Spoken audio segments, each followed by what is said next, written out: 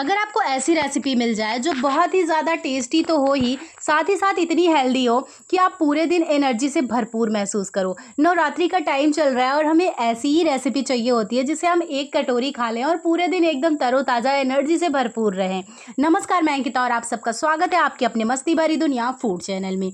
तो ये है मखाना। मखाने में आपको पता ही है कि प्रोटीन होता है, फाइबर होता है, मैग्नीशियम होता है। ये बहुत ही ज़्यादा मतलब पोषक तत्व से भरपूर होता है। हृदय के लिए, वजन को नियंत्रण करने के लिए, पाचन में सुधार करने के लिए मखाने का इस्तेमाल करते हैं। इसमें बहुत सारा एंटीऑक्सीडेंट होता है, भरपूर होता है ये। त्वचा को और बालों के लिए भी ये बहुत ही ज़्यादा फ़ायदेमंद होता है। तो मतलब इसकी तारीफ़ जितनी भी की जाए मखाने की उतना कम होगा। तो हमें इसे रेगुलरली डाइट में अपने ज़रूर से लेना चाहिए, पर इसकी क्वांटिटी का ख्याल रखना चाहिए आपको कि आपको कितनी क्वांटिटी में लेना है और कितनी क्वांटिटी में नहीं लेना है।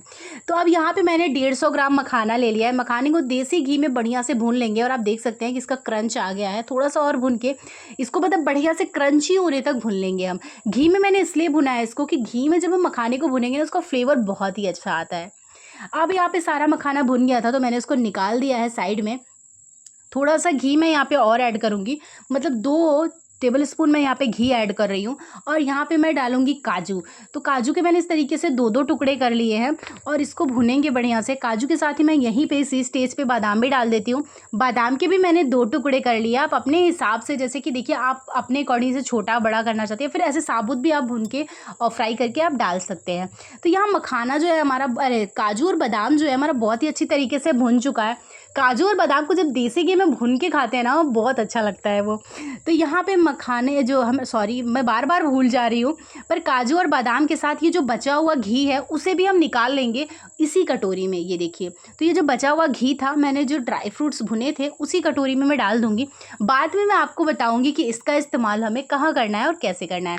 अब कढ़ाई हमने ले ली है, उसी कढ़ाई में हम 1.5 लीटर दूध डाल देंगे। तो यहाँ पे मैंने लिया है 1.5 लीटर दूध।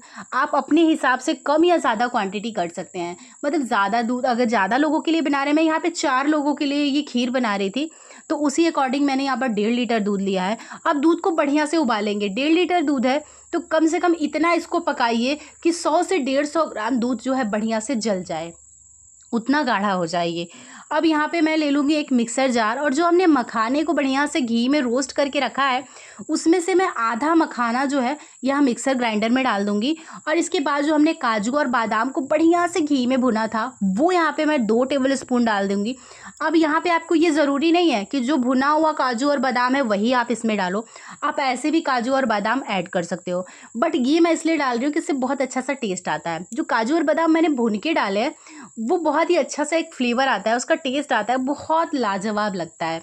अब यहाँ इस मखाने को बहुत एकदम बारीक सा पाउडर नहीं बनाना है आपको, इसका टेक्सचर दरदरा रखना है, जैसे कि आप देख रहे हैं। दूध हमारा बहुत ही बढ़िया से उबल चुका है।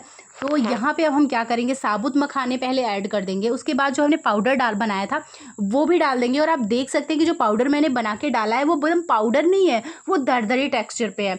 एक एक बाइट में जब आप मखाने की खीर को खाओगे तो एक एक बाइट में आपको पता तो चलना चाहिए ना कि आप किस चीज़ की खीर खा रहे हो। तो यहाँ मखाने को जब हल्का सा दरदरा रखेंगे तो बहुत ही अच्छा सा टेक्सचर भी आता है और टेस्ट भी बहुत अच्छा लगता है।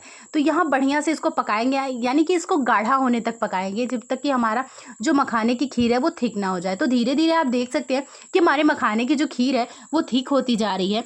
अब हमें करना क्या है, इसको थोड़ा सा पकाने के बाद इसमें हम डालेंगे चीनी। तो यहाँ आप अपने टेस्ट के अकॉर्डिंग चीनी ऐड कर सकते हैं। हमारे यहाँ बहुत कम मीठा खाते हैं, इसलिए मैंने यहाँ पर सिर्फ 3 टेबल स्पून चीनी ऐड किया है। अब चीनी को अच्छी तरीके से पकने देंगे, मतलब कि चीनी अच्छी तरीके से हमारा घुल जाए, मेल्ट हो जाए तब तक। अब यहाँ इस स्टेज पे मैंने गैस का फ्लेम बंद कर दिया है क्योंकि हमारे मखाने की खीर जो है वो परफेक्टली बन चुकी है। तो इसे थोड़ा सा ठंडा होने देंगे, ठीक है। तो जैसे हमारी मखाने की खीर जैसे जैसे ठंडी होती जाएगी वैसी वैसी थिक होती जाएगी।